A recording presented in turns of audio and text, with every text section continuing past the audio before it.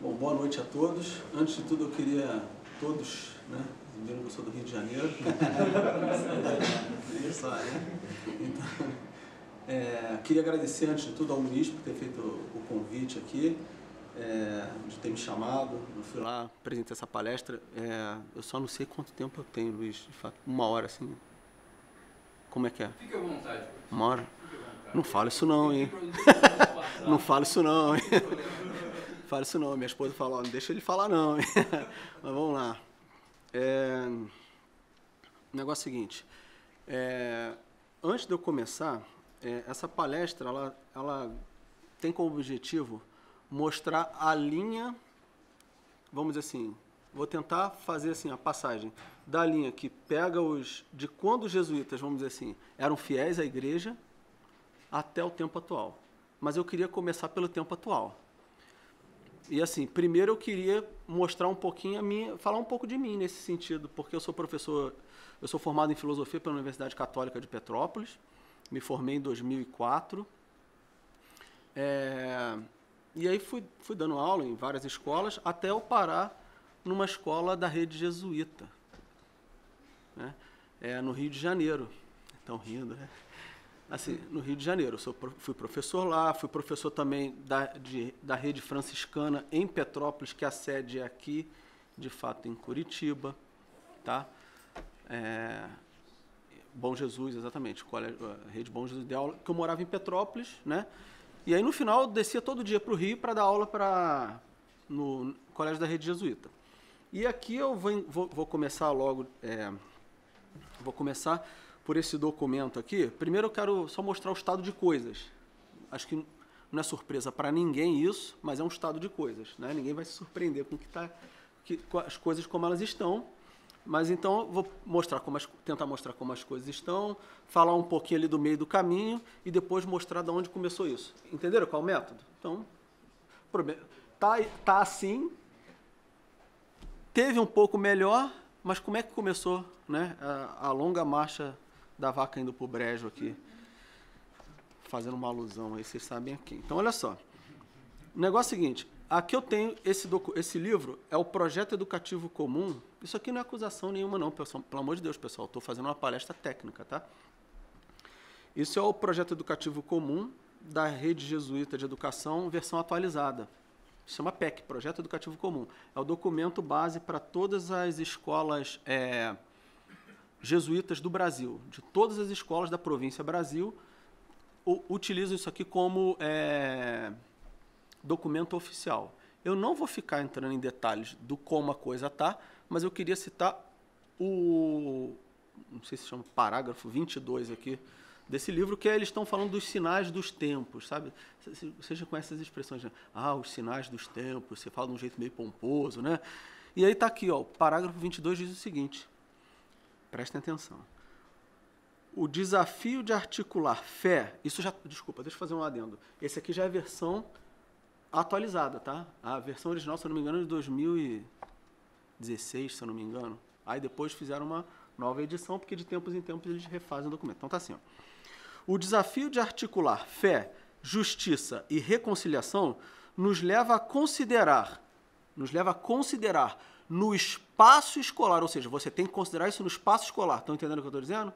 Nos leva a considerar no espaço escolar os temas referentes a gênero, diversidade sexual e religiosa, novos modelos de família, questões étnico-raciais, elementos referentes às culturas indígena, africana e afro-brasileira e outros similares relacionados a categorias ou grupos sociais que sofrem discriminação, violência e injustiça.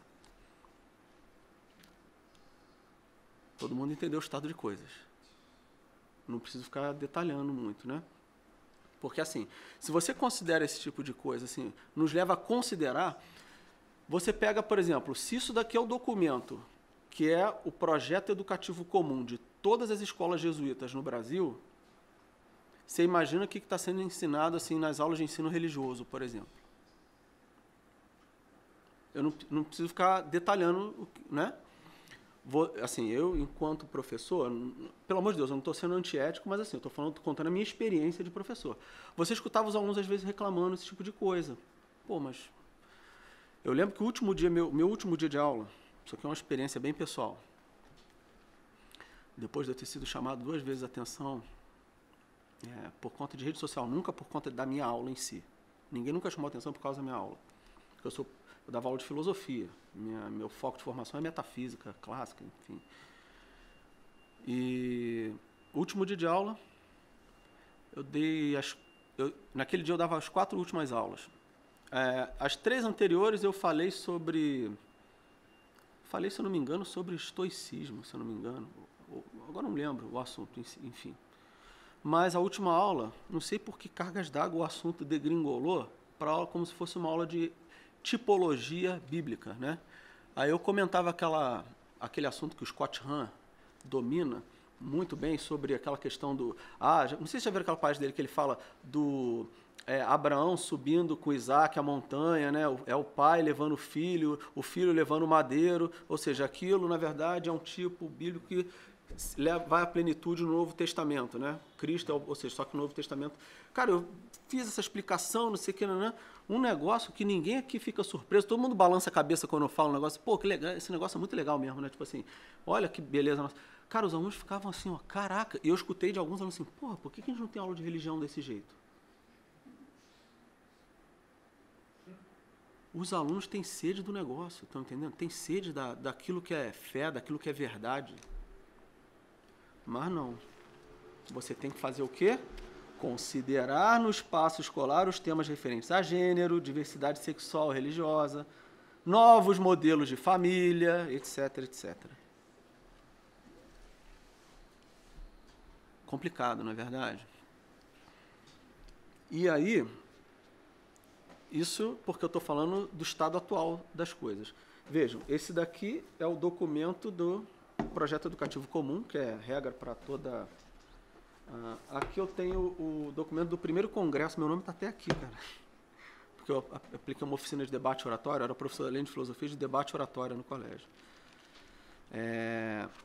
E aí você tem esse documento aqui da rede jesuíta. Esse daqui, especificamente, foi sobre o primeiro congresso, né, da rede jesuíta no Brasil. Você fala, primeiro congresso? Porque enquanto província, Brasil, eles são desde 14. Você fala assim, pô, são novos, né? No Brasil, né? Não é porque existiam várias províncias aqui, eles se uniram em 2014. E aí tem, por exemplo, sei lá, palavras na época, né? Agora é um leigo, que é o presidente da Rede Jesuíta de Educação no Brasil. Vocês vão ver que isso, claro, infelizmente eu não vou ter tempo para poder mencionar os detalhes todos de quando houve a mudança na década de 60, porque até a década de 60 eles criavam os institutos, as escolas deles, os centros de formação deles, em lugares extremamente assim afastados dos grandes centros, bonitos, bucólicos, justamente para ser a beleza inspirar o estudo. Só que na década de 60 eles resolveram fazer o inverso, ir para os grandes centros, habitar por exemplo, morar em uma espécie de repúblicas, né? Abandonar aquilo dali e começaram, na verdade, a perder o senso de hierarquia, como nós vamos ver também. Isso foi uma das grandes brigas aqui na Congregação 32. Depois eu leio um trechinho também da Congregação 32, vale muito a pena, assim, do ponto de vista histórico, para você ver o que estava acontecendo ali mesmo. E por que eu estou falando isso? Porque os jesuítas, eles começaram a quebrar a hierarquia, eu já falo por que eu estou falando esse tipo de coisa, e a delegar a leigos o papel que originalmente era deles, dentro da própria Companhia de Jesus. E aí vocês vejam que, por exemplo, essas congregações todas, congregações voltadas para a educação, essa coisa toda, passaram a sair das mãos dos religiosos e foram para as mãos dos leigos, que não entendiam nada da espiritualidade daquela congregação especificamente. Eu falo assim, eu sou de Petrópolis, quer dizer, eu não sou nascido em Petrópolis, sou nascido em Vassouras, no Rio de Janeiro. Eu e o Barroso, o ministro. Olha só, olha que glória, né? Tô brincando, pessoal. Pode falar isso, não pode? Então, olha só, eu só falei que ele nasceu lá, não falei nada. Enfim, mas assim, brincadeiras à parte, eu morei em Petrópolis desde 91 até ano passado.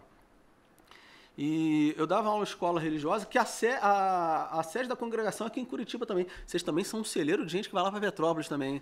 Mas assim, é porque a congregação das Irmãs de São José, que criaram a minha mãe, inclusive. Minha mãe foi criada em orfanato delas, lá em Petrópolis. Costumo brincar que elas são as minhas avós, né? Mas enfim. Por que eu estou falando isso? Porque perde o fôlego. Estão entendendo? Nessa mudança toda de você depositar, você vai perdendo o espírito que te moveu originalmente, você vai se afastando dele, cara, mais cedo ou mais tarde você já não está funcionando como uma ONG, como todo mundo sabe. E a irmã mais nova tinha, sei lá, 55, 60 anos. Não tem mais vocação, né? Muito triste isso. E aí o Bom Jesus foi e englobou o colégio, né? Os franciscanos foram lá. Mas aí você vê, por exemplo, na década, vamos dizer, início do século XX, era impossível você ter um irmão jesuíta, a não ser que fosse padre, irmão não, como diretor de uma rede de educação deles. Diretor de um colégio que fosse. Em 2019, que foi essa congregação, o presidente da rede jesuíta era um irmão, que era considerado aqueles que iam fazer mais trabalho braçal, né? Trabalho mais físico e tal. Por quê? Porque o sacerdócio e todo o complemento dos estudos eram reservados só àqueles que tinham, assim, vamos dizer, tutano mesmo, né? Para chegar lá. E aqui não. E hoje já é um leigo, atualmente é um leigo, até ano passado já estava sendo um leigo o presidente da rede jesuíta. Mas nessa ocasião aqui, o irmão, que era o presidente, ele falava assim, riqueza boa, riqueza partilhada. Riqueza que não é partilhada empobrece. E aí tem o final da mensagem de abertura dele. Não, minto. Nossa província acompanha todo o movimento da cidadania global e busca promover a formação de cidadãs, só falta cidadodes, sei lá como é que seria isso hoje, para que possamos viver nesse contexto. E aí ele termina. Educação não transforma o mundo. Educação muda pessoas. Pessoas transformam o mundo. Paulo Freire. Aí ele termina a abertura do discurso dele do primeiro congresso da Rede Jesuíta de Educação, 4º congresso da Inaceno de Educação. Bom, isso tudo para falar do estado de coisas. Um pouquinho do estado de coisas. Eu podia contar histórias, mais histórias aqui, relacionadas a esse tipo de essa questão aqui. Mas não é isso. Eu estava brincando com o Luiz lá na primeira vez que eu falei isso lá, pessoal. Esse papel aqui é toda a minha fonte de pesquisa que eu fiz agora, nesse momento, desse assunto. Você vê que é frente e verso aqui. Quer dizer, tem mais coisa aqui, né? As obras e tal. Mas se eu perder isso aqui, eu perdi e eu não digitalizei o negócio, tem que digitalizar. Mas olha só, vamos lá. Primeira coisa aqui importante é o seguinte. Agora entrando um pouquinho mais no assunto, esse aqui é o estado de coisas. Voltando um pouquinho no tempo. A questão é, 2 linhas nós temos que entender aqui que quem atacou a igreja atacou por aí. Primeira delas, a linha da autoridade e a linha do propósito da igreja. Autoridade e propósito da igreja. Então, quais são as perguntas? Quem está no comando da Igreja Católica? Quem estabelece a lei que os católicos devem seguir? Quem estabelece os princípios morais dos católicos? Isso está relacionado à autoridade. Agora, qual o propósito da igreja, né? Para que a igreja está nesse mundo? E aí, assim, todo mundo sabe, mas vou dar umas respostas mais básicas aqui, que não estou aqui na aula de catecismo, mas assim, quem é a autoridade e comando da igreja? O Papa. O Papa é a autoridade e comando da igreja. Ele é quem deve dizer para os bispos, que por sua vez vão dizer aos padres e vão dizer aos leigos, quais são os ensinamentos da igreja, ponto final. É ele, é o Papa. E qual o propósito da igreja? Garantir os meios para o homem atingir a vida eterna. Isso, é o meio. A igreja está garantir os meios. Estão aqui os meios.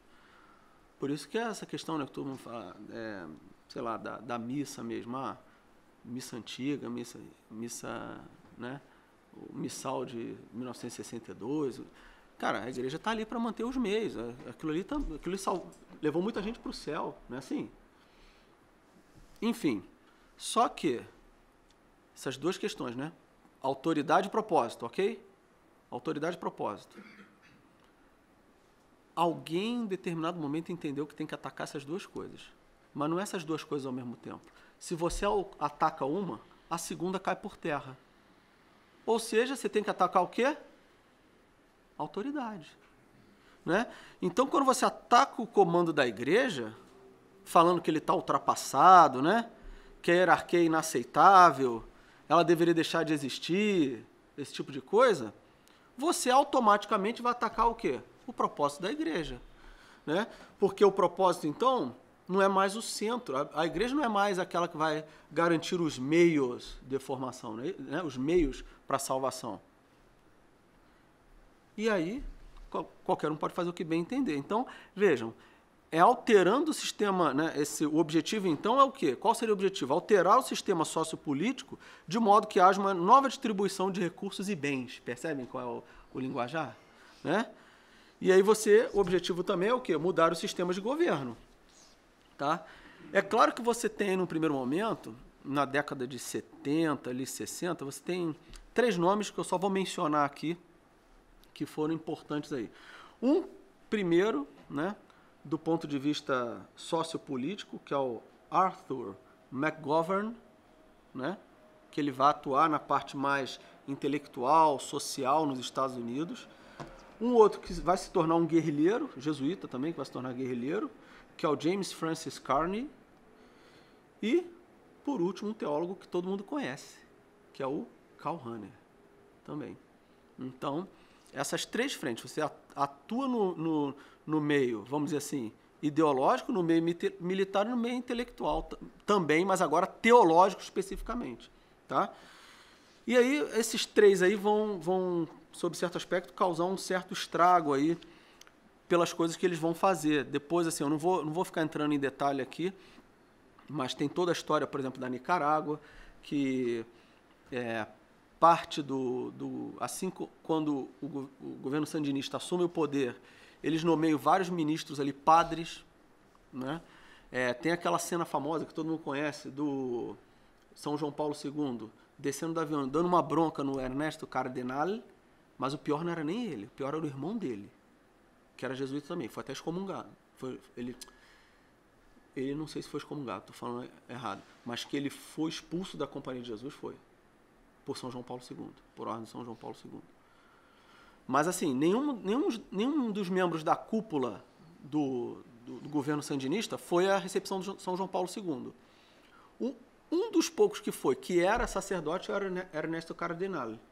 Mas ele, coitado, se você for observar aquela bronca que ele levou do São João Paulo II, segundo algumas fontes, diz que ele falou assim: você precisa rever a sua situação. Você precisa rever a sua situação. Mas São João Paulo II era ator, né? Ele estava fazendo para todo mundo ver, de fato, aquilo dali. Também. E para chamar a atenção dele também, né? Obviamente. Mas foi o único que foi lá. Assim, era o peixe pequeno, apesar de tudo. Apesar de ter ficado famoso, ele era peixe pequeno. O irmão dele, o Fernando Cardenal, era muito mais inteligente do ponto de vista intelectual do que o Ernesto Cardenal.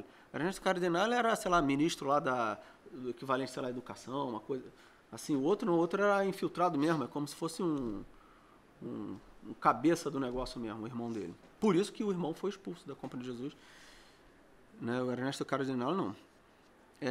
Agora, se você perguntasse, por exemplo, um jesuíta das antigas, o que ele achava dessa coisa do jesuíta se envolver com guerrilha, essa coisa toda, certamente ele falaria o seguinte: olha, o bispo de Roma é o sucessor de Pedro Apóstolo, sobre o qual Cristo fundou a igreja. Essa igreja é uma hierarquia de bispos em comunhão com aquele bispo em Roma. Qualquer outra instituição eclesiástica é uma rematada heresia, filha de Satã. Sem dó nem piedade, falando o que a coisa é. Né? Hoje em dia você não pode mais falar dos espíritos imundos diretamente em sala de aula. Eu não sou historiador assim, especificamente, mas um método muito interessante que eu estava pensando esses dias aí, já tem uns 2 meses, e venho pensando muito nisso. Um método muito interessante de investigação, que acho que valeria muito a pena as pessoas empreenderem um trabalho nele, é pegar, por exemplo, os momentos históricos, pegar as biografias e ver se não tem a atuação do demônio ali mesmo, sabe? concretamente. Qual é a atuação do demônio aqui? O que será que o sujeito... Por que será que Napoleão tomou essa decisão? Por que será que Adolf Hitler tomou essa decisão? Stalin, Mao Tse-tung, sei lá. Entendem? Só que isso tudo é desconsiderado, né? O cara faz uma história materialista, né? E não leva em consideração, acho que a principal força que move o mundo contra a igreja, né? Bom, e aí, só mencionando algumas coisas aqui agora, então, para continuar entrando nessa... Voltando um pouquinho mais para trás agora, tá? Em relação à década de 70, ali, voltando um pouquinho de nada mais para trás. Bom, os papas nem sempre no século XX ficaram quietos ao que estava acontecendo na Companhia de Jesus. Porque agora eu vou fazer o seguinte, eu vou começar a encaminhar para tentar responder o seguinte, olha, onde começou isso daqui? Né? Onde começou? Eu vou tentar mostrar mais ou menos onde começou. Pode até ter começado antes, tá? Mas vejam, o Pio XII combateu o marxismo, né? Soviético, especificamente. Claro, acho que nos últimos 3 anos do Pio XII, ele estava muito doente, né? Então acho que ele não conseguiu ser tão firme ali com o que ele podia, que ele já vinha lutando. E aí a questão mais administrativa ficou na mão de alguns cardeais ali. Eu não quero ser teórico da conspiração, porque não é minha função. Tem um livro, todo mundo já deve ter lido, talvez, aí, do Taylor Marshall, o Infiltrados, no qual o Infiltrados, ele cita a Bella Dodge, que era uma psicóloga, se eu não me engano, que ela conseguiu colocar para dentro, e aí, se eu não me engano, eu acho que o Fulton Sheen, se eu não me engano, não tenho certeza disso não, tá, pessoal? O Fulton Sheen, acho que era o diretor espiritual dela, quando ela se converteu. E aí acho que ele pediu a ela para não ficar divulgando publicamente o que ela sabia. Mas, segundo ela tinha sido responsável pela formação de mais de 1.000 sacerdotes. Desde a década desde 1930. 1.000. 3.000. Você vê. Acho que o número que eu tinha... 3.000. Eu sei que 3 cardeais naquele conclave de 58 ela tinha sido responsável pela formação deles. Tá? Então, assim, a coisa é bem séria ali no caso do que estava acontecendo na década de 50. E o João XXIII, quando assumiu, criou uma política chamada política de portas abertas, né? Tanto portas abertas, campos abertos, enfim. Só que ele achou que a abertura faria com que os soviéticos fossem mudar. Só que não, né? E ele garantiu à União Soviética uma espécie de imunidade aos ataques da igreja. Tanto é que todo mundo já ouviu falar no Pacto de Metz, né? Lá feito pelo cardeal Tisserand e tal. E de fato a igreja não tocou no Concílio Vaticano II em questões relacionadas ao comunismo, enfim, ficou quieta ali, né? Aconteceu isso daí. E foram alguns bispos ortodoxos lá, só para poder serem observadores, enfim, do Concílio Vaticano II. E o Paulo VI, quando assume, ele dá uma espécie de continuidade a essa política do João XXIII, continua a política do João XXIII, e só que assim, essas políticas já tinham se mostrado desastrosas, e ele continua naquilo dali. Recentemente, o Marcos Paulo escreveu um artigo muito bom sobre o Jacques Maritain. Não sei se tiveram acesso a esse artigo, falando sobre o problema do Maritain especificamente. Um artigo genial. Porque assim, quem conhece filosofia tomista, de fato, e o Marcos Paulo pega principalmente pela questão da intensividade do ser em São Tomás, que é uma tese depois mais desenvolvida pelo Cornélio Fabro, essa tese da intensividade do ser, o Jacques Maritain não toca nela. E todo o aspecto social do Maritain, aquele humanismo integral, aquela coisa toda, fica vazio. Porque esquece da intensividade do ser em São Tomás. É só para entender o que é a intensidade do ser. É como se fosse o seguinte, essa mesa ela existe tanto quanto aquela cadeira. Eu existo tanto quanto a mesa, mas eu sou mais do que essa mesa. Não é isso? Eu tenho mais ser do que a mesa, mas eu não sou o ser também. Então, quer dizer, o ser ele é intensivo. Então, existe vamos dizer assim, uma espécie de gradação de maior ou menor. Um anjo é mais do que o ser humano. Não é isso? Então, assim, esse tipo de erro que é primário, por exemplo, sei lá, um aluno meu do ensino médio sabia essa diferença, quando eu dava aula de Santo Tomás, o aluno sabia essa diferença, o Maritain parece que não levou isso para a filosofia dele. Então, aquela questão lá do humanismo integral, ela veio como um vírus dentro do pensamento do Paulo VI, assim, enquanto bispo, aquela coisa toda. Tanto é que quando o próprio Paulo VI estava tentando botar ordem na casa dos jesuítas, como nós vamos ver aqui já já, tentando organizar a casa, ele não conseguia. Porque, assim, infelizmente, muita gente praticamente jogava na cara dele, falando, praticamente assim, ó, quem é você para falar isso daqui se você dizia isso daqui? Estão entendendo? E ele, sim, desculpa a franquia, mas assim, ele acabava aceitando aquilo, mandava um cardeal lá, né, às vezes secretário de Estado, atravessar a rua para, vai lá dar o recado lá pro Pedro Arrupe, né, que era o superior geral. Vai lá falar com a RUP e tal, que a coisa não tá boa, não. Aí o secretário de Estado ia lá, falava, não sei o quê. A RUP dava uma desculpa, aquela coisa, ó, falei, hein? Mas aí, dentro das cartas que ele mandava para a ordem jesuíta inteira, era no seguinte esquema. Olha, pessoal, eu tô falando para vocês aqui, mas vocês sabem que não é o que eu quero, né? Porra, isso é a pior coisa que tem, não é verdade?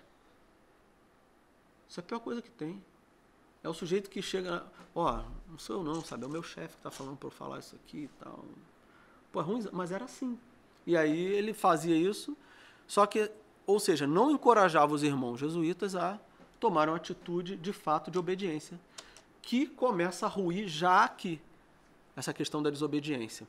Só para vocês terem uma ideia, essa aqui é a 32ª, é o documento da 32ª Congregação Geral dos Jesuítas. São os decretos, todos estão aqui. Isso tem, em inglês tem completo, tá, pessoal? Obviamente em inglês tem tudo completo. Mas em português a gente não tem, cara. São raros esses livros. Esse aqui eu consegui lá no próprio colégio que eu dei aula. Me deram. Falei, opa, que beleza, né? Tava precisando exatamente isso aqui. E exatamente isso aqui é a mais problemática de todas. Até a 29ª foi tudo bem. Da 30ª em diante, a coisa começou a ser discutida ali. O modernismo, que foi condenado como a síntese de todas as heresias, né? Os jesuítas, quando ouviam falar em modernismo, nem cogitavam aquilo no final do século XIX. Mas da 30ª congregação em diante, foi assim, ok, mas por que não? Entenderam? E aí que entra o vírus de fato, que é onde vou tentar mostrar onde começou de fato o negócio ali. Mas olha só para vocês terem uma ideia, no final do século...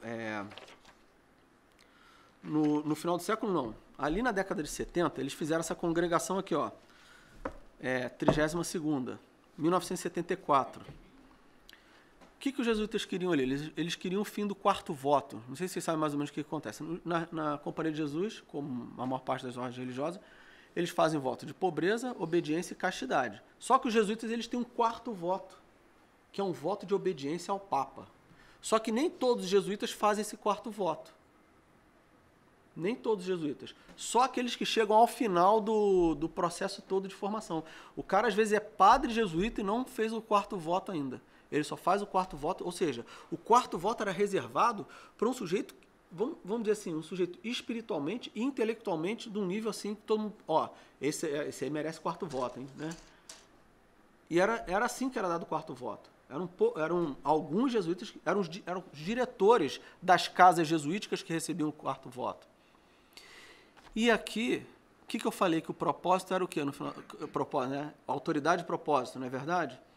Então, o que os jesuítas já estavam querendo aqui na década de 60, 70 fazer? Na prática era acabar com acabar com os votos, na verdade. Mas você não pode acabar com o quarto voto de uma vez. Já pararam para pensar? Não, a gente não quer acabar com o quarto voto. Jamais. Nós somos jesuítas, nós temos um quarto voto. Sei lá, os dominicanos não têm um quarto voto, né? Os franciscanos não têm um quarto voto. Os dominicanos têm escola também, nós também, os franciscanos também, né? Sabe que tem uma piadinha, né? uma anedota que fala que apareceu lá na manjedoura lá para ver o menino Jesus um dominicano, um franciscano e um jesuíta. Aí o dominicano chega lá com aquela intelectualidade toda dele, né? Fala assim: seja louvada a Santíssima Trindade, inexplicável, onde o Pai é a vontade, o Filho é a razão e o Espírito Santo é o amor entre o Pai e Filho. Dá aquele show de teologia, né? Aí vem o franciscano todo humilde, né? Seja louvada a Mãe Terra, o sol, as estrelas, por louvarem a graça da criação, não sei o que, né? E aí chegaram os jesuítas e falaram assim: você já pensou onde você vai colocar o seu filho na escola? Porque eles, né, ficaram famosos como uma congregação de escolas, né? E até hoje são, né, de fato.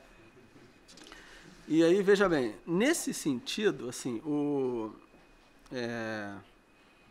eles queriam... Mas, vejam bem, o objetivo não é você acabar com o quarto voto, então, estão entendendo? Parece que o Tinhoso ele é mais inteligente, parece não, ele é muito mais inteligente que a gente, por isso que a gente não pode dar mole para ele, né? Não pode entrar em muito diálogo com ele. É aquele negócio, agir igual quem é da época via futebol, né? O Júnior Baiano do Flamengo, né? Mata no peito e dá um bicudo pro mato. Você não vai querer fazer graça ali dentro da área, porque senão, né? Lembra do Júnior Baiano, né? Enfim. Não lembro não, né? Não, mais ou menos. Então, olha só. Enfim, por que eu estou falando isso? A estratégia era bem simples. Você não acaba com o quarto voto direto. Vamos fazer o seguinte, ó, a gente estende o quarto voto a todos os membros da companhia, não só aos diretores, aos padres aqui e depois aos irmãos. O que você acabou de fazer com o quarto voto? Você diluiu o quarto voto, não é verdade? É aquele negócio. Vou imprimir dinheiro, não é assim? Se eu vou imprimir dinheiro, o dinheiro não vale mais nada. Ou seja, se eu estou dando quarto voto para todo mundo, o quarto voto não vale mais de nada. Então, o que agora? Se o quarto voto não vale mais de nada, o que falta a gente fazer agora? Acaba com ele, exatamente. Percebem? E essa discussão está aqui já. Agora sim, ó, nós queremos acabar com o quarto voto. Nessa congregação. Nós queremos acabar com o quarto voto. Só que eles não podem falar diretamente assim, ó, nós vamos acabar com o quarto voto. Por quê? Porque existe assim, dentro da Companhia de Jesus, existe lá, como eu falei, os irmãos, né, os padres, depois os padres com quarto voto. Acima dos padres, que são os delegados, tem o superior geral. Acho que eu vou ter que ficar em pé. Tem o superior geral. Acima do superior geral tem quem? A congregação geral. Fala, pô, cara, tudo geral. E acima da congregação geral, aí sim vem o Papa. O Papa é como se fosse um jesuíta também para os jesuítas. Só que ele está acima da congregação geral. Na teoria, na década de 70. Isso era quando Santo Inácio, com os irmãos lá, fundou a Companhia de Jesus. Foi esse o intuito, foi assim que foi feito. Até a década de 70. E aí o que acontece? Eles queriam acabar. E aí, está no documento deles, porque eles são obrigados a colocar isso, tá? Carta do cardeal secretário de Estado ao padre geral. Detalhe, fofoca eclesiástica, né? Se você pega o Taylor Marshall, ele diz que foi o cardeal Villot que matou São João Paulo I. João Paulo I. Mas eu não... Lê lá, não vou ficar entrando em essas coisas, não. Não é meu objetivo aqui. Então, olha só. Ele fala assim, o secretário-geral. O secretário de Estado, né? O cardeal Villot. Fala assim. Reverendíssimo padre, confiou-me sua santidade o honroso encargo de vos apresentar a vós e a todos os vossos irmãos a sua sincera satisfação pelo encontro desta manhã. Pô, tudo muito bonito, né? Ó, satisfação, nos encontramos, olha que beleza, né? Festa de São Francisco Xavier, com os participantes da 32ª Congregação da Companhia de Jesus. Na locução que o Santo Padre dirigiu a todos os presentes, pudeste certamente perceber o seu vivo empenho, já manifestado na carta que vos escreveu no dia 15 de setembro de 73, só que é 74. Em setembro de 73 ele escreveu uma carta. De que a própria companhia, num louvável e obrigatório esforço de adornamento, segundo as exigências dos tempos, permaneça fiel às suas características essenciais, determinadas pela regra fundamental da ordem, a fórmula do Instituto, que garante o quê? Que exista o quarto voto. Percebe que isso aqui é uma maneira um pouco sutil de dar um puxão de orelha? né? Eu dou aula, posso fazer uma propagandinha rapidinho? Eu dou aula num colégio de aula virtual aqui em Curitiba. A gente dá aula para, se chama Academia Dulcis Domus, né? Na verdade, eu dou aula lá, mas também sou coordenador geral de cursos. Aí, de vez em quando, a gente tem que escrever para a mãe, poxa, olha só, teu filho, o horário aqui tá ruim para fechar o horário do teu filho, não sei e tal, a mãe fica chateada e tal. Aí eu falo para quem vai escrever, ó, primeiro você tem que dar uma notícia boa.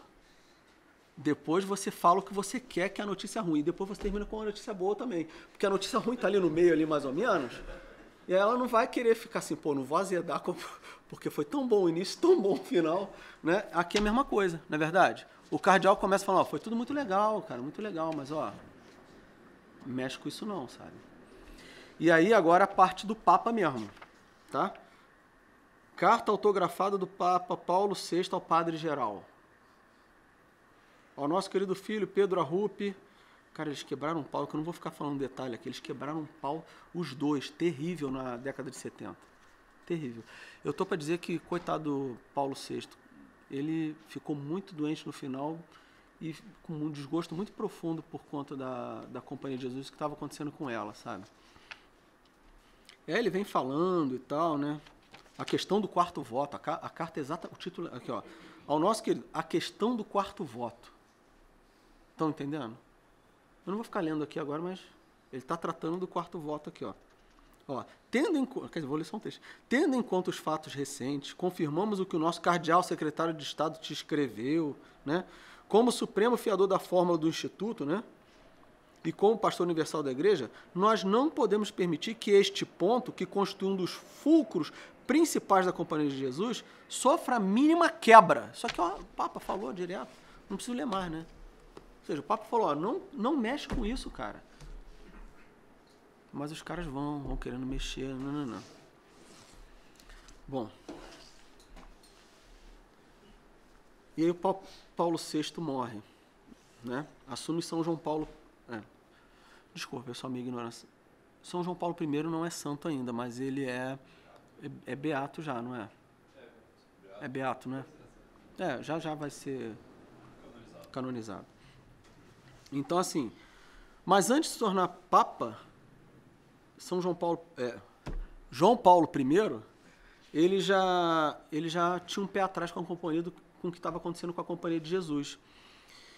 Principalmente porque, assim que ele assume, né, um delegado, né, o principal assistente do geral da Companhia de Jesus, o Vincent O'Keefe, o nome dele, que é você veja, o principal assistente do geral, dá uma entrevista a um jornal holandês, onde ele fala que a igreja deveria rever suas posições sobre aborto, homossexualidade e sacerdócio feminino. Você vê, acabou de morrer Paulo VI, ele fez essa declaração. E dizem que o João Paulo I ficou enfurecido com isso, completamente enfurecido. Isso não pode, isso não pode, isso não pode. Resumindo, o que está acontecendo? É uma desobediência direta ao superior geral do geral do geral da Companhia de Jesus, aquele que ele deveria obedecer. E aí, o que acontece? João Paulo I prepara um discurso, porque eles convocaram uma nova congregação, porque queriam discutir essas questões do quebra do quarto voto, essa extensão do quarto voto, essa coisa toda. E os jesuítas o João Paulo I não queria, ele já sabia o que estava acontecendo. Existiam dossiês com Paulo VI e João XXIII, quando eram bispos, dossiês chegaram até a mão deles sobre a Companhia de Jesus na década de 40, quando eles eram bispos. Todo mundo já sabia o que estava acontecendo na década de 40. E João Paulo I prepara um discurso para abrir a congregação, porque toda a congregação, quem abre o discurso era o Papa, né, que é o superior geral do geral do geral. Ele abriu o discurso da Companhia de Jesus, da congregação geral, só que um dia antes dele fazer o discurso, ele morreu. E o Arrupe, assim, desculpa, sem nenhum pudor, chegou e falou, eu queria saber o discurso dele. No dia seguinte, cara, o Papa acabou de morrer, nem esfriou o corpo ainda, né? O cara tava, deixa eu ver qual é o discurso aí. E dizem que o teor do discurso era assim, olha, se vocês não se emendarem, nós vamos fatiar a Companhia de Jesus. Talvez não fosse extinguir como aconteceu lá no século XVIII, né? Eles foram extintos, aí voltaram em 1814, né? Mas talvez ele não fosse extinguir completamente, mas ia fatiar. Ó, agora vocês estão sob jurisdição dos bispos e tal, os bispos vão tomar conta ali e tal. Não sei se seria uma boa também. Mas assim, foi o que foi feito. E acaba que ele morreu um dia antes do discurso, né? E aí o São João Paulo II, agora São João Paulo II mesmo, ele acabou dando prosseguimento a essa questão jesuítica. Acabou dando prosseguimento. Só que assim, só para a gente se localizar aqui, que agora eu vou começar a entrar lá, eu vou dar um salto histórico lá para trás, para depois a gente poder ver como é que a coisa chegou nisso daqui agora. O que aconteceu com São João Paulo II? Ele tinha uma faca de 2 gumes ali, uma faca de 2 legumes, né, como o pessoal fala. Ele tinha uma faca de 2 gumes ali muito problemática. Qual era? Ele tinha que lidar com o que estava acontecendo aqui na Nicarágua, não é verdade? Os jesuítas assumindo poder, assumindo cargo como secretário de Estado, ministro, essa coisa toda, coisa que a igreja não permitia para sacerdotes. Mas, ao mesmo tempo, ele tinha que lidar que o que estava acontecendo na Nicarágua estava sob os auspícios da União Soviética, na verdade, todo mundo sabe disso. Mas, ao mesmo tempo, ele tinha que lidar também com outro braço difícil de se lidar, que era o Solidariedade na Polônia. Não por conta do Solidariedade, mas se ele apertasse aqui na Nicarágua com os jesuítas, ó, todo mundo fora daí, vamos substituir os padres, nananã. A União Soviética vinha na Polônia e, puf, apertava em cima do Solidariedade. Então, ele tinha que, de algum modo, lidar com essa situação, assim. Por isso que eu falei com uma faca de 2 gumes. Ao mesmo tempo, ele não podia apertar aqui, nem... Por quê? Porque ele não queria que acontecesse algo ruim lá, na Polônia. E só que houve uma medida, vamos dizer assim, houve uma mexida errada ali no tabuleiro do xadrez por parte dos soviéticos, que eles apertaram em cima do Solidariedade, e aí São João Paulo II falou, pronto, já que vocês estão fazendo isso, aí ele começou a apertar na Nicarágua também. Ao ponto, como eu falei no início, de excluir, mandar diretamente o Fernando Cardenal ser expulso da Companhia de Jesus. Era assim, ó, ou você obedece ou você tá fora. E ele tá fora, né? Então, assim, nesse caso, vejam, tem muita história para ser contada aqui, mas eu gostaria já de encaminhar para o final, mas falando sobre as raízes de como começou tudo isso. Porque muita gente pensa assim, o Concílio Vaticano II foi o culpado, né? Essa mentalidade mais popular de quem, tipo assim, o cara se converteu, como eu me converti lá em 2007, né? Assim, a culpa do Vaticano II, aquela coisa, eu vi o galo cantar aqui, mas não foi estudar para saber como é. Só que as raízes são muito mais remotas. São muito mais remotas. Por quê? Como eu falava ali um pouquinho antes ali, não foi? Nós comentávamos ali, muita gente pensa que assim, a coisa foi do Vaticano II para cá, mas o Vaticano II não aconteceu sozinho assim do nada. Foi toda uma mentalidade preparada para chegar nele e falar, olha só, os padres que chegaram no Vaticano II, né, os padres conciliares, que são os bispos, e os seus auxiliares teólogos, eles já chegaram com uma determinada mentalidade moldada anteriormente. A questão é, onde iniciou isso? Essa é a pergunta. A pergunta por onde se iniciam as coisas que a gente tem que fazer o tempo todo. Né? Assim, o Vaticano II não brotou, aquela mentalidade não brotou do nada. Eu não estou nem falando contra o concílio em si, não, percebem? Não é isso que eu estou falando. E se eu tivesse que falar, não falaria, mas não falei contra a igreja, mas o problema não é o Vaticano II, entendem? O problema é a mentalidade que gerou o Vaticano II que a gente não está combatendo. Por exemplo, agora eu vou partir para as minhas anotações especificamente, tá? Mas vamos lá. Olha só, o que aconteceu então no final do século XIX? Estou buscando a raiz agora disso. Por quê? Porque, por exemplo, você fala assim, então os jesuítas no século XIX já eram problemáticos? Não, não eram. Mesmo, por exemplo, você veja, a Companhia de Jesus ela se extinguiu, em 1814 ela retomou, quer dizer, ela se extinguiu na Polônia e na parte do território russo ela não se extinguiu, né? Mas assim, se extinguiu, 1814, ela retoma, e muita gente fala, ela não retomou do mesmo modo, não sei o que, não sei o que. Não, ela retomou do mesmo modo. O problema não foi ali também na retomada. Porque se você pega Ratio Studiorum, ou Ratio Studiorum, né? Uma obra fantástica, sabe? De como é que você tem que fazer as coisas. Enfim, eu tenho um pouco o pé atrás, mas é uma obra muito interessante. Eu tenho um pouco o pé atrás, tá? Mas, se a gente parar para pensar, ela formou santos, sei lá, São Roberto Bellarmino, né? Assim, São Luís, né? São Francisco Xavier, não que São Francisco Xavier que teve o Ratio Studiorum, porque o Ratio Studiorum, São Francisco Xavier não estava mais aí, né? Achei ido para o céu. Ela acho que é de 1599, se eu não me engano, uma coisa assim. É final do século XVI. A questão é, então, onde começa? Por que eu estou fazendo esse disclaimer aqui inicial? Porque mesmo no século XIX, a Companhia de Jesus ainda era fiel ao Papa. Era fiel à Igreja. Vejam, exemplo disso, nós comentávamos ali antes um pouquinho, exemplo disso é o quê?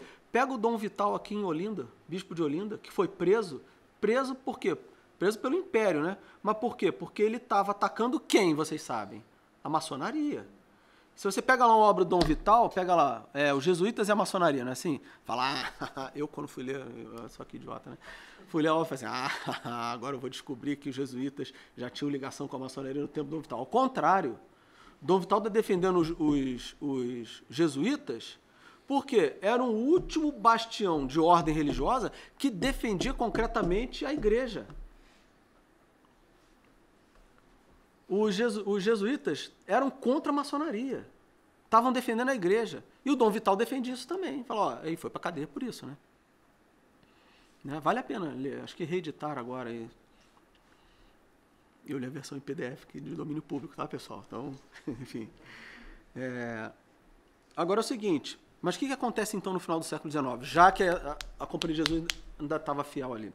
Acontece o seguinte, olha só.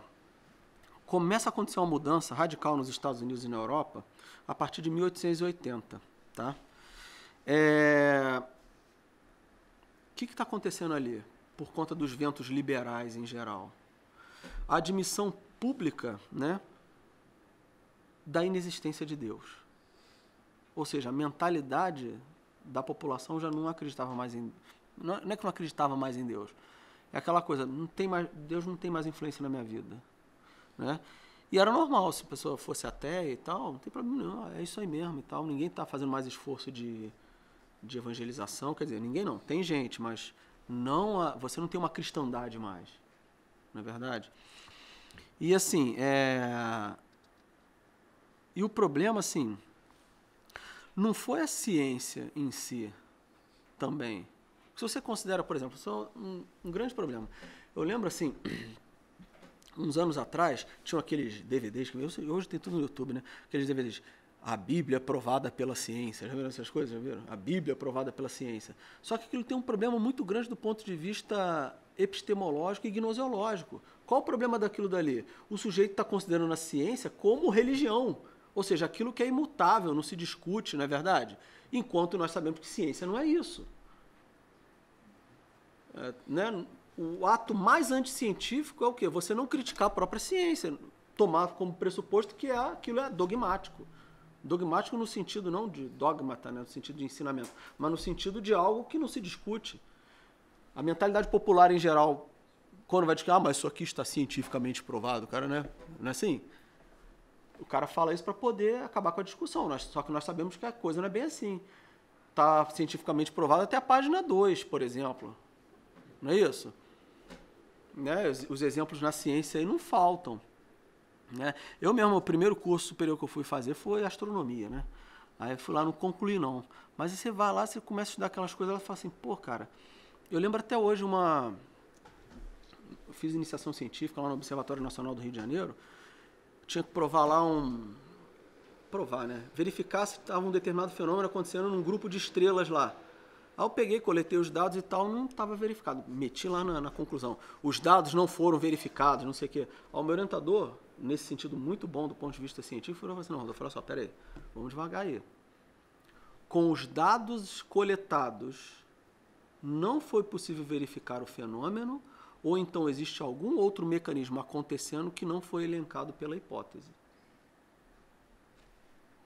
Acabou. Dali para frente você fala assim, porra, cara, isso é ciência, entendem? Isso é ciência. Só que as pessoas pegam esses ventos, vamos dizer assim, modernistas, né, de que a ciência vai dar resposta para tudo. Vocês conhecem bem esse tipo de discurso. E começam a tentar encaixar a religião dentro do arcabouço científico. Só que isso é um problema, né? Você vai lá, igual eu estava falando lá, você vai ver lá, a Bíblia aprovada pela ciência. Encontramos aqui um pedaço da Arca de Noé, não sei o que, não sei qual, ou então, sei lá, bigas dos soldados egípcios lá que foram atrás de Moisés, enfim. Cara, o dilúvio, né? Chuva, não sei, água que saiu debaixo da terra. Choveu. Cara, você prova, né? Você propõe aquele monte de teoria, aquela coisa toda, aí vem alguém e mostra que aquele fundamento epistemológico e gnoseológico não está bom, aí você fala assim, agora eu vou mudar a religião por conta daquilo que foi dito ali. Estão entendendo? Ou seja, a religião agora, nessa mentalidade do século XIX, é de você ter a ciência, a religião tendo que se adaptar àquilo que a ciência estava dizendo. Mas veja, não é culpa da ciência em si. Não é culpa da ciência. É culpa de quem está fazendo má ciência. Infelizmente, foi muita gente ali. Né? E aí, assim, e os líderes religiosos começaram a seguir nessa tendência, tentar colocar Deus dentro do sistema científico e não o contrário. Porque, assim, nós temos os dogmas, nós temos o ensinamento de Deus, dado por Deus. E veja bem, eu não estou caindo num fideísmo, não, pelo amor de Deus. Não é isso que eu estou dizendo. Eu só estou querendo dizer, gente, olha, nós temos um ensinamento, aquilo que a igreja ensina. É isso que nós precisamos agora colocar dentro da sociedade, para a sociedade, por exemplo, voltar a ser uma sociedade sã.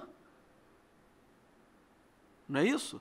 Porque enquanto a gente fica com essa mentalidade, vamos adaptar a igreja assim, não é isso que tem que acontecer. Porque nós é que somos os anunciadores ali. Né? E nesse caso, olha só, os líderes religiosos tentaram colocar Deus dentro desse sistema científico e não compreender as maravilhas da ciência à luz da fé. Esse foi um dos principais problemas. E aí aconteceu uma coisa nos Estados Unidos, no ano de 1893, que foi a visita do Swami Vivekananda. Guarda esse nome, realmente. Ele visitou a Universidade de Chicago, né? Depois foi Harvard também, fez uma série de palestras mostrando como a religião ela se adapta perfeitamente aos ventos da ciência. Cara, você percebe o que está acontecendo?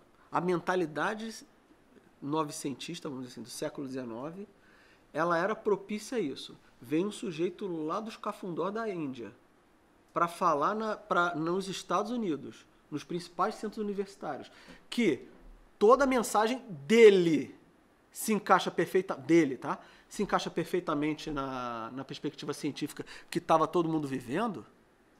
Cara, todo mundo vai falar assim, pô, é isso aqui que tem que se espalhar agora, concordam? Estão entendendo o que está acontecendo nos Estados Unidos? Não é muito difícil você imaginar que é isso daí que vai dar origem, sei lá, esses movimentos Hare Krishna, depois, né? Esses hinduísmos que vão para a América, para Califórnia, né? Aquela coisa toda, né? Californiano, né? Todo mundo. Enfim. Mas um pouco assim, então. E aí, o que ele falou lá nessas palestras? É isso, ele está tentando pegar a religiosidade dele e se encaixar na ciência. Todo mundo fala, é isso.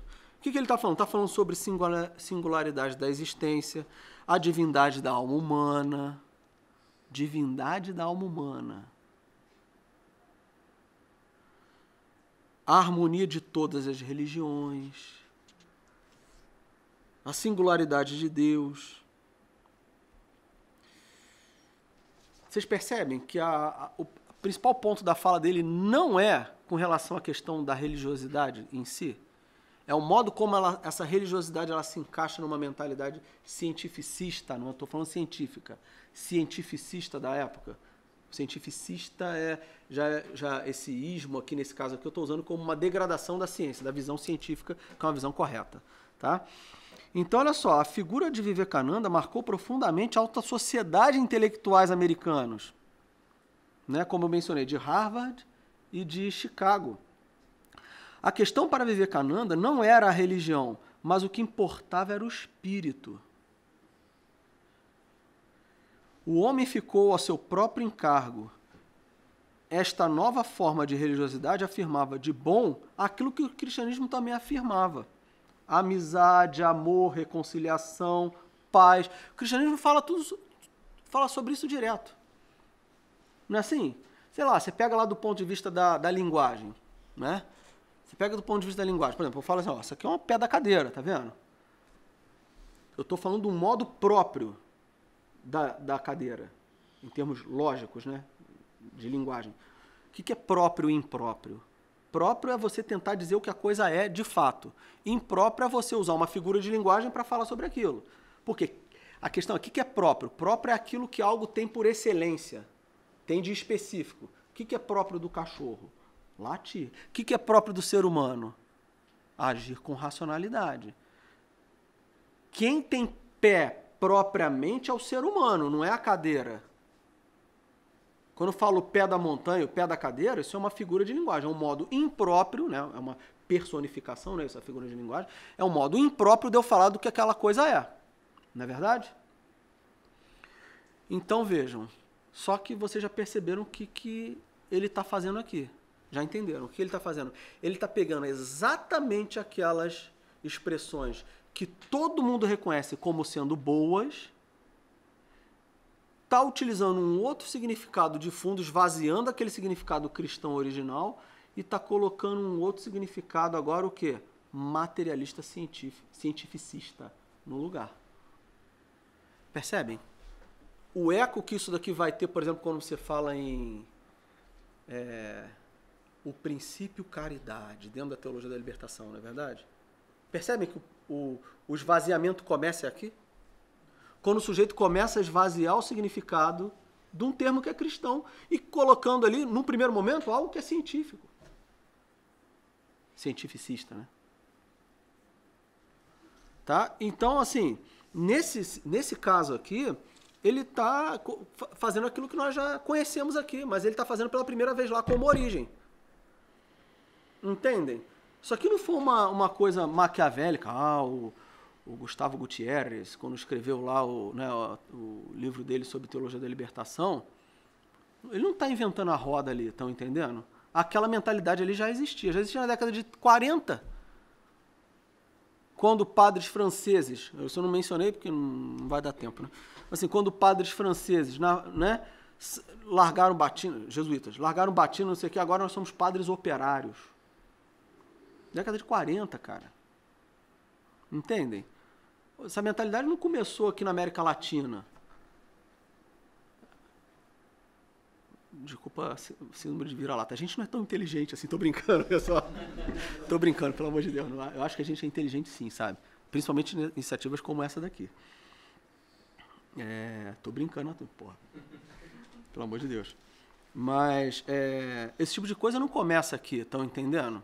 Isso é um vírus. Isso é um vírus.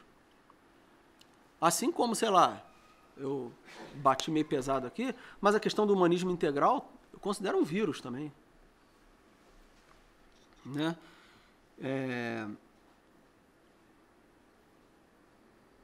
Então vejam, usava essa coisa toda, essas expressões todas, mas o ponto central é o quê? É a descrença num Deus. Percebem? Não tem mais um Deus. Porque se o ser humano a alma humana é divina, você não tem um Deus de fato. O ser humano é o próprio Deus. Né? E aí vejam, eu falo isso aqui por experiência própria e faço meia-culpa aqui, público. Eu fui de movimento Nova Era, antes de me converter. E você vê exatamente esse tipo de mentalidade, que é uma mentalidade gnóstica, né? Só que é para poucos, os intelectuais, não é assim? Quem não quer ser parte do grupo dos intelectuais, não é assim? Mas eu também era adolescente. Adolescente devia pular a fase direto para a fase adulta, né? Tem essa desculpa, né? Então, só os intelectuais, os eruditos, não é assim, que podiam ter acesso a esse tipo de coisa.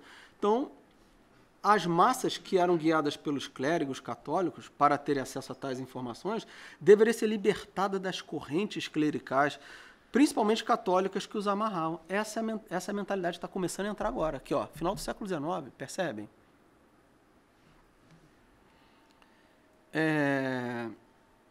E o que foi feito ali contra esse tipo de mentalidade? Nada. Não foi feito nada. Claro, você tem cartas encíclicas condenando o modernismo, essa coisa toda, assim, né? Mas, efetivamente, assim, já não estava... A igreja, no nível, não no nível aqui de cima, mas no nível mais intermediário, ali onde a coisa ia chegar mesmo, não estava fazendo tanta coisa. Assim, a formação dos intelectuais já não estava sendo mais num nível que o sujeito conhecia, por exemplo, sei lá, a filosofia tomista para valer, sabe?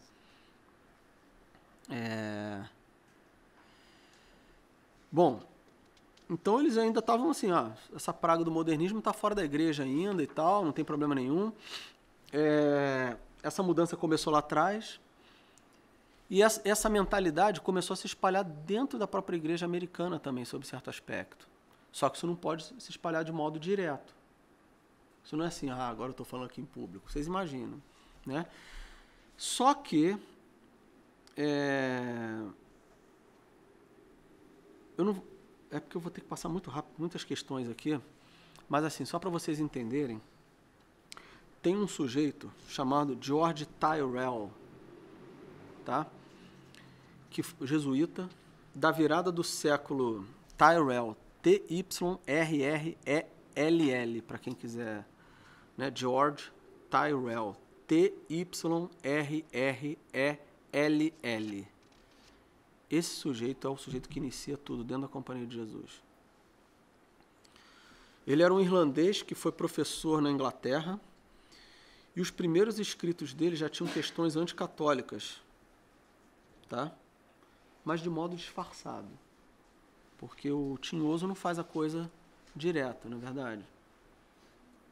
Ele faz a coisa de modo subreptício, né? Assim, debaixo do pano. E aí o que acontece? Em 1889, ele escreve um artigo sobre o inferno que é criticado pelos censores dentro da Companhia de Jesus. Por ele ter tido uma das obras dele censuradas na Itália, ele passou a distribuir as obras dele de modo reservado, ou seja, o cara não parou de difundir as coisas dele. O voto de obediência por parte dele aqui já não estava mais sendo... Quer ver, isso aqui é final do século XIX, percebe? Nem entramos no século XX. E as obras dele passam a ser difundidas. Ele utilizava até um pseudônimo, tá? Para poder passar as obras dele, porque não podia publicamente fazer isso. Em 1906, o padre geral pediu que ele renegasse as suas obras. Ele não renegou e foi expulso da Companhia de Jesus. Por ele também não querer renegar essas obras dele, o que ele fez? Ele acabou sendo excomungado, né? Também. E não teve nem honra funerária, né? Quando morreu. Católica. Se bem que contam as más línguas que alguns amigos foram lá e fizeram alguma coisa assim no velório dele. Mas vejam, olha só, um amigo dele, né, Henri Bremont, zombou da excomunhão e falou o seguinte, olha, isso é só uma pequena formalidade romana, né? O que significa isso? Isso é só uma pequena formalidade romana. Significa o seguinte, as leis da igreja já não tinham nenhum impacto para eles como algo sobrenatural. Impacto nenhum. E o que mais espanta é a semelhança entre as ideias de Tyrrell com a de padres e bispos de hoje. Vamos lá, algumas ideias do Tyrrell. A igreja não tinha função. A igreja não tinha mais função. Ela, na verdade, nem foi instituída por Cristo, século XIX. A mensagem de Cristo desapareceu com a morte do último apóstolo. O que se formou depois disso foi o que se chamaria hoje de comunidade de base. Cara, não dá para falar que isso começou na década de 70, dá? 60, 70. Ah, porque os bispos reunidos em Medellín, não sei o quê. Não, dá para falar que começou na década de 70? Pô, não dá, né? Ah, a igreja deveria ser democrática. E receberia diretamente inspiração do Espírito Santo. Isso é protestantismo, isso não é catolicismo. Aos poucos, a astúcia humana tomou conta daquilo, criando uma estrutura rígida e controladora. Essas são ideias do Tyrrell, final do século XIX, início do século XX.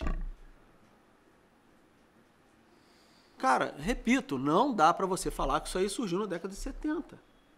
Nem na década de 60, nem na década de 50. Por quê? Porque existiam grupos de jesuítas que receberam esse tipo de coisa, porque ele era formador em seminário jesuíta na virada do século XIX para o XX. E aí quando você imagina, eu dei aula em escola física normalmente. Cara, desculpa a franqueza, você fecha a porta da sala, você fala o que você quiser praticamente. É isso, cara. Por isso que a gente tem que tomar muito cuidado com o que está acontecendo nas escolas com nossos filhos. Porque é isso que acontece, cara, literalmente. E não estou falando por mim só não, tá? Eu ouvi isso, essa expressão pela primeira vez, de um ex-coordenador meu, que é muito meu amigo, foi meu coordenador lá no colégio que eu dei aula, um sujeito muito inteligente, pra vocês terem uma ideia.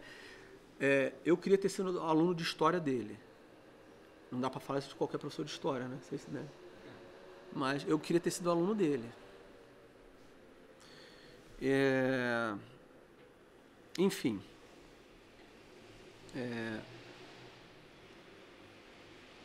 O Tyrrell, então, abandonou toda a obediência jesuíta e ao Papa. E até atos blasfemos chegou a proferir. Ó, não podemos regular nossa mente de acordo com o carpinteiro judeu do século I. Isso é até duro de falar essas coisas, mesmo que seja citando. E aí a questão é, se a igreja não tem mais importância, ela se dissolve em meio a tudo que está aí no mundo, não é verdade? Vejam, aqui, o que nós fizemos aqui? Lembra lá que eu comecei falando, ó, existe uma autoridade e um propósito. Se ataca a autoridade, o propósito todo cai por terra. E aí você tem vários aí ensinando algo, vários agora não mais, né? Mas ali na década de 60, 70, ali você tem o Karl Rahner, né? O Hans King, né? O Leonardo Boff, João Sobrino, o Schlebeck também, né? E aí, o que você tem? Dentro dessa mentalidade, já que não existe mais sobrenatural, só existe o natural, então é aqui que tem que ser feito o reino. Essa é a mentalidade do Tyrrell. É aqui que se faz o reino, né? Você pega aqui um documento aqui qualquer aqui, ó, da congregação, essa aqui é 34, essa aqui também foi brava, hein?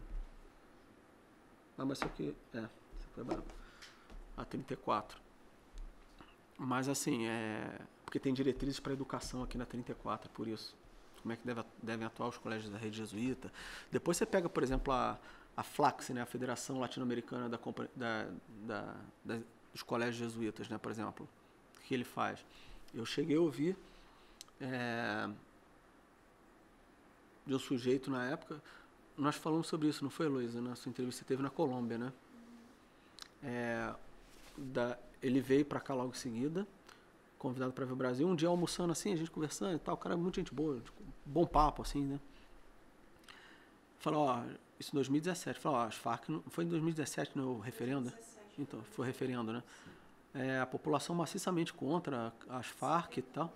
Aí, rejeitando, ó, 70% rejeitando as Farc. E O cara falando, não, porque tem, veja bem, não sei o quê. Sujeito professor de escola jesuíta na Colômbia e veio para o Brasil. Enfim. Mas, mentalidade que, não, veja bem, as Farc não são isso que estão falando, não sei o quê. Eles só dão droga pro seu filho morrer cheirando. Entendeu? Só isso. Tem horror a droga, cara. Enfim. Então, o que é o importante? O importante é você sentir a fraternidade entre os homens, né? Assim, essa coisa toda. E resumindo sobre o Tyrell, antes da gente falar um pouquinho sobre o Teilhard de Chardin. O Tyrell estaria ensinando em qualquer seminário hoje, assim, de formação teológica por aí. Né? E aí tem o Teilhard de Chardin, que dá também da ordem da Companhia de Jesus, né? O Teilhard de Chardin ele vai dar continuidade a essa mentalidade modernista. Teilhard de Chardin nasce na França em 1881. Ele é um especialista em paleontologia e biologia, tá? E ele tinha uma teoria da evolução também, né? Uma espécie de teoria da evolução. Porque o que acontece? Ali no início do século, você tem o Garrigou-Lagrange, não é assim? O Garrigou-Lagrange ele tem uma teoria que é muito interessante, cara, para entender os 11 primeiros capítulos do livro do Gênesis.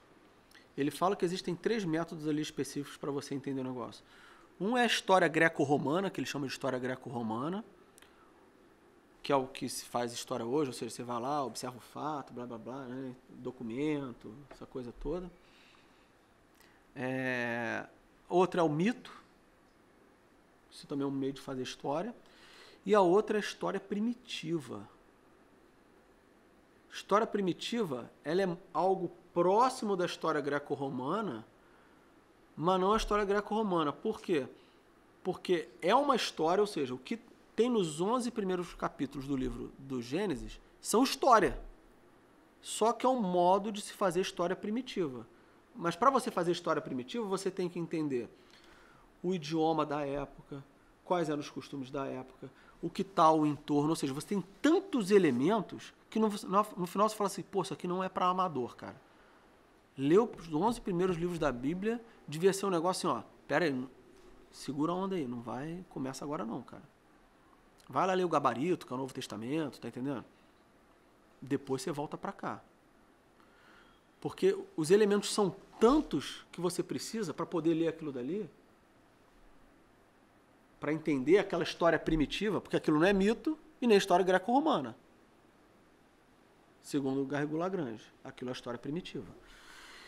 Só que o Teilhard de Chardin não, ele não considera aquilo ali que aquilo ali era uma... A história humana não é uma... não se divide nisso. E ele fala o seguinte, ó, os católicos sempre acreditaram na narrativa bíblica acerca do surgimento do homem. O homem tem uma alma espiritual e imortal que não evolui, em sentido material ou qualquer outro. Este ainda é o ensinamento da igreja. O ser humano tem uma alma imortal. A alma evolui? A alma humana evolui? Não, não evolui. A mesma alma humana, vamos dizer assim, a alma humana que cada um de nós temos aqui, é a mesma alma humana, sei lá, de Adão, né? Eva, claro, pessoal, vocês entendem. Não estou considerando a queda do pecado original, blá, blá, blá e tal. É a mesma alma. Só que, olha só, e alguns estudiosos católicos surgiram com a ideia segundo a qual Deus, num determinado momento da história, teria escolhido um animal superior e infundiu neste uma alma espiritual. E essa tese foi ridicularizada pelo Teilhard de Chardin, né? O Teilhard de Chardin aceitava a teoria da evolução darwiniana como fato. Inclusive, eu não lembro onde eu li isso uma vez, que ele foi um dos protagonistas de uma das maiores fraudes paleontológicas da história. Acho que plantaram lá, não sei, alguém plantou um crânio lá todo deformado, não sei o quê. O fulano registrou no cartório que o crânio estava deformado, mandou uma carta anônima para ele, falou, tá lá o negócio, não sei o quê. O cara, pô, Deu mole, né? O cara foi lá, pegou o crânio e falou, ó, achamos o elo perdido. Só que depois ele não teve coragem de falar, ó, não, foi fraude, porque o cara não sei, pegadinha do malandro, glu-glu, bilu-teteia. O cara não teve a coragem de chegar e admitir, ó, não, realmente a gente errou, entendeu? Não. Enfim. Ele aceitava a teoria da evolução como fato, não como teoria. Vejam, isso não é muito distante da mentalidade de muita gente dentro da igreja. Não, né? Em geral, as pessoas acham que a teoria da evolução é fato, mas não é assim mesmo. Cara, eu não estou nem falando contra a teoria não, percebam? Você vai lá ler, não é que isso aqui realmente... Aí você lê o contrário e fala, não é que isso aqui também... Eu não sei se ela está certa ou errada, não sei, não é minha área, tá bom? Então, assim, enfim, o Teilhard de Chardin começou com esse tipo de teoria, ou seja, uma teoria de que existiria uma evolução. E aí eu agora vou me encaminhar para o final, de fato. Haveria uma evolução no ser humano, né? A criação, né, toda estaria envolvida por uma evolução. Ele fala que você tem um ponto alfa, um ponto ômega onde toda a criação chegaria e tudo seria subsumido nesse Cristo cósmico. Cara, era a nova era, é igualzinho, cara. É igualzinho, cara, igualzinho. E aí, bom, se tudo vai para... Você vê que isso aqui tem até um pouco, sei lá, do Orígenes, né? O Orígenes fala, né? Desse ponto inicial, ponto final, onde tudo vai ser regenerado, né? Por isso que Orígenes tem essa tese condenada pela igreja, né? De que até os demônios vão ser salvos no final dos tempos, porque não vão. Já estão condenados, não tem salvação para demônio. Só que para Orígenes tem. E para Teilhard de Chardin também. Porque esse ponto ômega vai elevar todo mundo à perfeição. Chegando todo mundo, sem exceção, à glória total. Justos e injustos, de algum modo, todo mundo vai ser arrebatado, vamos dizer assim, a essa glória total. Só que essa teoria do Teilhard de Chardin põe abaixo ensinamentos da igreja como quais? Vamos lá. Criação, pecado original. Vocês entendem por quê? Não preciso ficar dando detalhe aqui, porque senão, né? Senão a gente vai, né? A divindade de Jesus Cristo, porque se no final das contas tudo vai ser subsumido, qual a diferença entre mim e o ponto final, agora nesse momento? Nenhuma. A redenção pela morte de Jesus na cruz do Calvário, porque precisou ter a morte do Calvário? Não precisou, porque vai tudo ser subsumido. Cara, vocês estão percebendo? O cara está botando no chão tudo que é da igreja, todo o ensinamento. A igreja católica acaba aqui. Ou seja, agora você está fazendo, né? Ou seja, você está destruindo todos os dogmas e tudo. Ó. A igreja, o perdão dos pecados, o sacrifício da missa, o sacerdócio, a infalibilidade papal. Para que tem o Papa? Né? No final dá tudo na mesma. O inferno, céu, graça sobrenatural. Todo o catecismo cai. Percebem? Todo o catecismo. E aí o que acontece? Aí vem aquela coisa toda, né? Quem já teve contato com a obra do Teilhard de Chardin, vê que ele escreve num modo meio hermético, assim, sabe? Aquela coisa do sábio, ó, isso aqui é para poucos, iniciados e tal, né? E aquilo causa admiração nos seguidores, de modo que esses achassem que as definições precisas não interessavam, pois o mais importante era captar a obra como um todo. Né? Assim, você tem que captar como um todo. Né? Isso aqui não está tão preciso, mas não tem problema não. Cara, eu vou falar, é exatamente assim que acontece nesse espírito de diluição do movimento de Nova Era. Né? Que você dilui tudo. Né? Mas uma coisa importante, as teses de Teilhard de Chardin foram censuradas pelos superiores romanos. Eles não ficaram quietos também não. Em 1960 ele teve todas as teses dele condenadas. Tá? Agora, recentemente, eu estou por fora da discussão, mas eu fiquei sabendo que estavam querendo reabilitar o Teilhard de Chardin, uma coisa assim. Enfim, eu não sei se isso é fato, então não posso falar especificamente sobre isso. Então, vejam. Outra teoria dele é o seguinte, os seres humanos, por meio de uma luta sangrenta, iriam subindo até atingir esse ponto ômega. Luta sangrenta, percebem? Isso é marxismo. Isto aplicado a uma visão sociopolítica era um ataque ao capitalismo e terreno fértil para o socialismo marxismo, como eu acabei de falar. Aí, né? Palavras do Teilhard de Chardin, olha. A sociedade humana tem sido cada vez mais tomada por uma ânsia de justiça verdadeira, uma libertação dos grilhões, da pobreza e da dependência provocadas pelo capitalismo, nos quais há gente demais ainda presa. Cara, isso aqui é o manual da teologia da libertação. Veja, isso aqui não é década de 70, isso aqui é década de 40, 30, 40. Porque eu nem mencionei aqui, para a gente economizar tempo, nesse início do século XX ali, alguns discípulos do George Tyrrell começaram a propagar aquelas ideias de modo clandestino e um grupo de jovens estudiosos dentro da Companhia de Jesus, eles se reuniam em segredo mesmo e trocavam cartas em segredos propagando essas ideias do Teilhard de Chardin. E vejam, você está agora dentro da década de 40, dentro de um contexto, vamos dizer assim, pré-Guerra Fria ali, e onde você tem o mundo bipolarizado e essas ideias entrando no mercado, muita gente vai abraçar essas ideias aí, principalmente se você injeta dinheiro. Né? E aí, pessoal, bom, o resto é história. Eu não vou ficar entrando aqui nos detalhes mais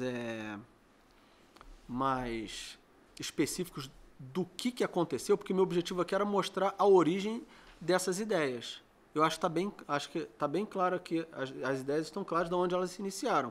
É claro que eu poderia falar, por exemplo, o que aconteceu, qual foi a origem disso daí, como é que chegou na teologia da libertação. Isso é para outro momento e tal. Como é que isso aí surgiu, por exemplo, não só a teologia da libertação, porque assim, se você considerar, sei lá, eu ouvi esse tipo de coisa, tá, pessoal, em escola que eu dei aula. Sei lá, uma irmã formada no espírito bem pré-conciliar mesmo assim. Era aquela senhora, nananã, que provavelmente abandonou o hábito lá porque a ordem mandou e tal. Beleza. Tem uma que é do período, vamos dizer assim, imediatamente pós-conciliar. Eleitora do PT, aquela coisa toda assim mesmo. É verdade. Não estou mencionando o nome, né? Enfim. E uma terceira geração formada no assim, logo seguido depois dessa, era aquela que abraçava a árvore e vamos aplaudir o sol quando está descendo o arpoador no Rio de Janeiro. Quase isso. Enfim.